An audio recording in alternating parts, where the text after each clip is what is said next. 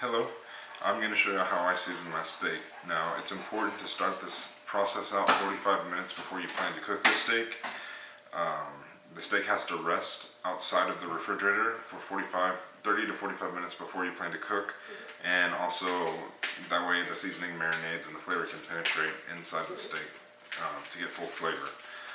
The seasonings I use are sea salt, and it can't be table salt, it can't be pink Himalayan salt, it has to be sea salt. Fresh ground black pepper, garlic powder, lemon pepper, paprika, and smoked paprika. The first step and the important step is the salt, because that's what's going to lock in the flavor of the steak when you go to cook it. I make sure it's finely ground, that way you can get a good coverage on the whole surface of the steak. And you just liberally put it on so that you can still see it.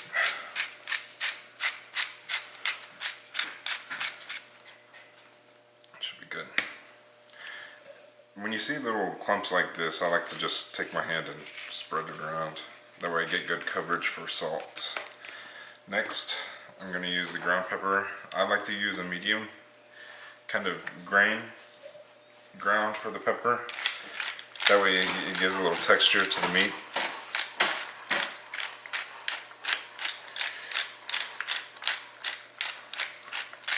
Good pepper on there.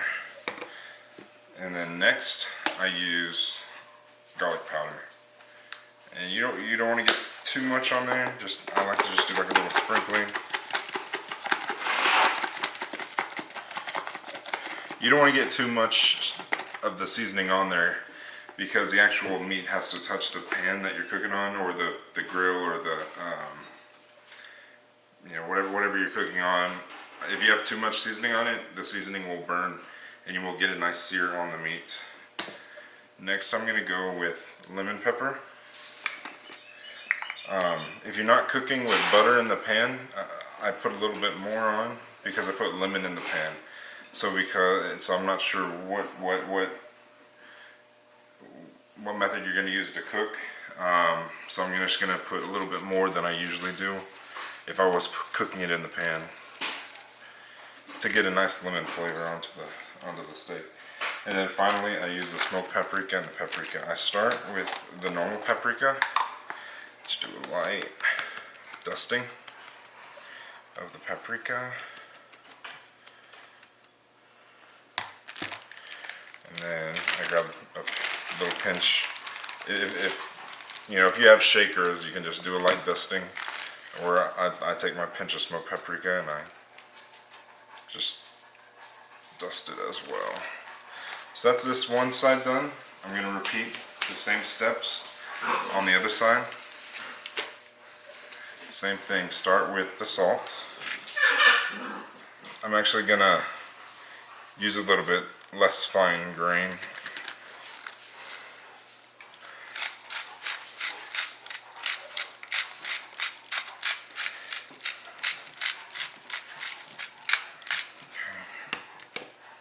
Next, go with the black pepper.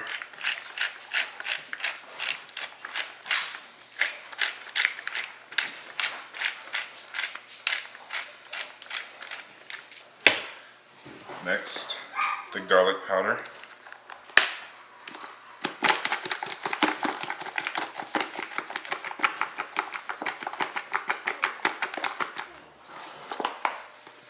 And then the lemon pepper.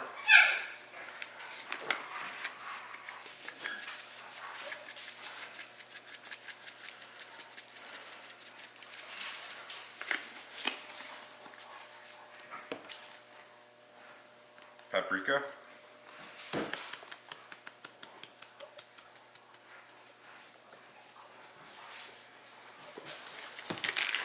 And then smoked paprika.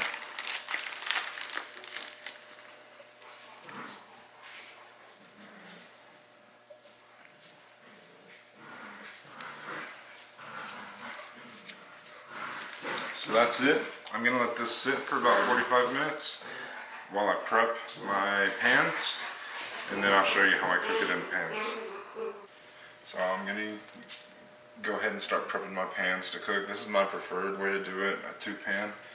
I have a cast iron pan for searing the steak, and then a stainless steel pan or any non-stick pan would work to baste it and just cook the steak. The important part about searing the steak is to basically seal any kind of place for the juice to run out on the steak. So it's important to get a good sear on it. So for the searing pan, searing should be done for whatever you're doing with the steak. So you should sear before you grill. You should sear before you put it in the pan. It's really, really important to get a good solid sear across the entire steak. If you put it on a grill, it's only going to sear the lines and you're going to lose some of the juice, which is the flavor. So to sear it, you have to get some, I like to use cast iron, but you could use anything. I like to get it as hot as possible. That way it gets a nice good sear across the face of the steak. Once you're done with the sear, you need to move it over kind of like a medium heat. I have this set to between 6 and 4 on a scale to 1 to 10. So it's medium to high heat. To prep this pan, I use about 100 grams of butter. This stick is 113 grams, but 100 grams would work. So I just stick this in to melt.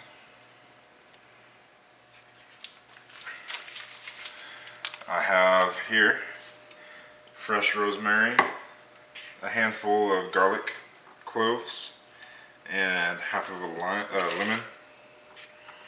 You just throw it in the pan with the butter. For the lemon, you don't get too much lemon in it, or it'll get too sour. I just do a few drops of lemon. I don't even use a whole lemon. I just use a couple of drops just to get that flavor. Rosemary, I like to use about 3 sprigs. 3 things of fresh rosemary. And you just throw it in there and let it start to saute. And let the garlic get a good cook and let the rosemary get a good cook as well.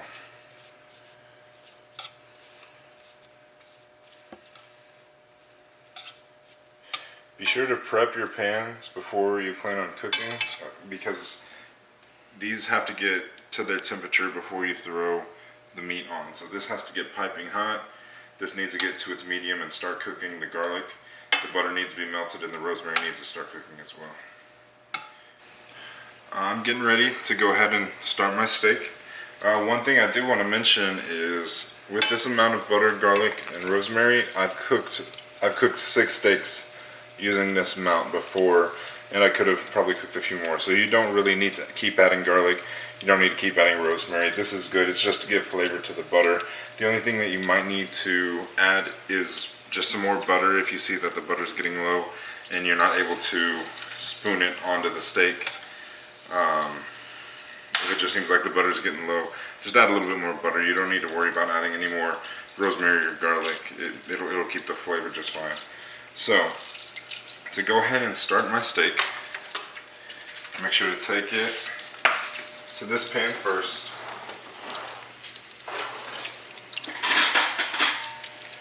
Make sure you have a fork or something to flip it. So I take it and I just throw it on for a few seconds, just to get a good sear on it. I typically keep it on there for 10 seconds. It doesn't take too long, or you don't want to burn it. You get a nice good sear across the face of it.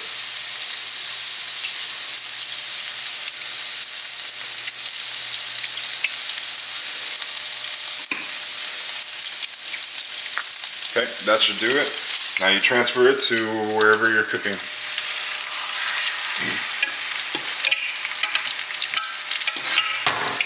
Move that over there. Okay. Make sure if you're doing it this way that you tilt the pan so that the steak actually touches the metal and you've got the butter sitting right here. You take a large spoon and you just start throwing it onto the steak.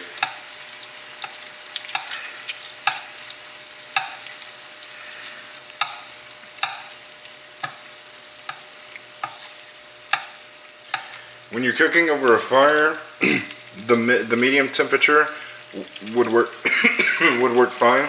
Maybe even a little bit lower, but because I have electric heat, I need to heat it up a little bit more.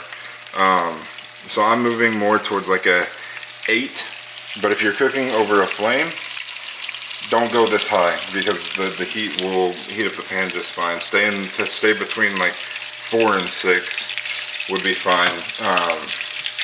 It's just because I don't have an open flame and I'm holding the steak in the air, I need a little bit more heat. So you just spoon the butter up onto the steaks. It should get real frothy, a lot of bubbles.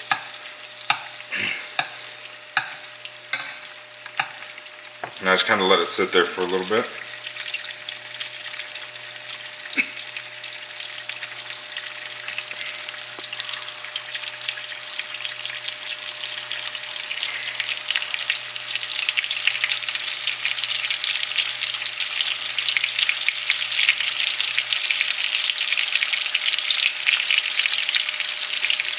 Make sure the rosemary stays in the butter so all the flavor gets in. Okay. See how that's got a good froth on it?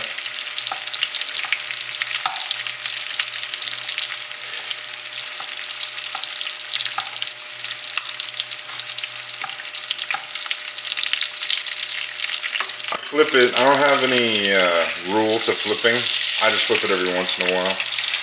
Once I feel like it's gotten good on one side, I flip it around and start basting the other side. See how when I throw it on and bubbles start? That's the temperature that you're looking for.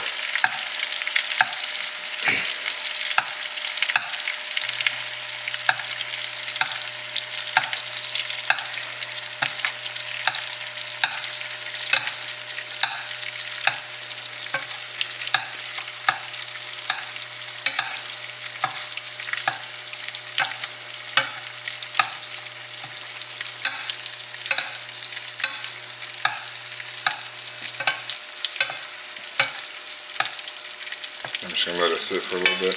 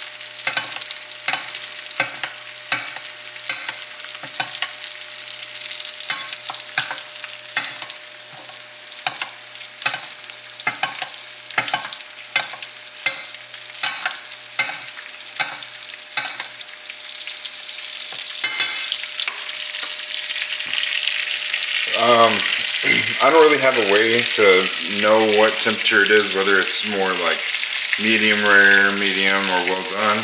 I really just use a fork.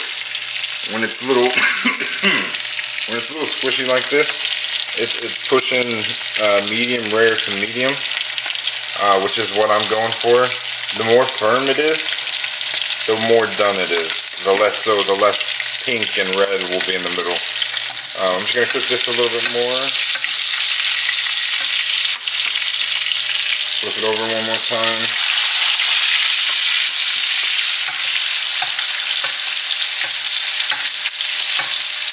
Your butter should be turning this nice like brown color from the juices of the meat, and it really, really adds to the flavor.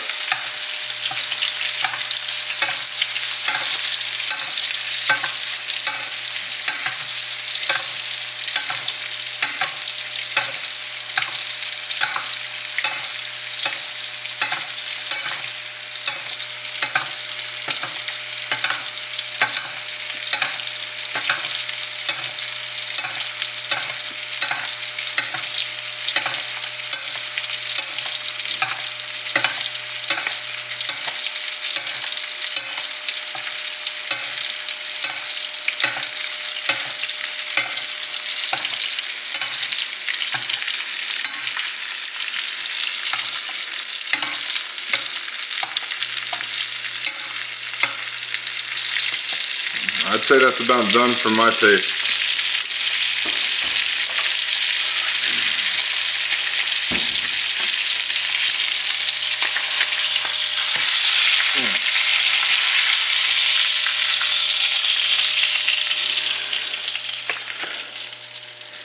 What I like to do once I finish it up, this is real good juice topping. I just like to pour it on top. And it goes really good with any vegetables or sides that you may be doing to eat it with the butter. Okay, so this should be a good medium to medium rare, which is how we like to eat it here.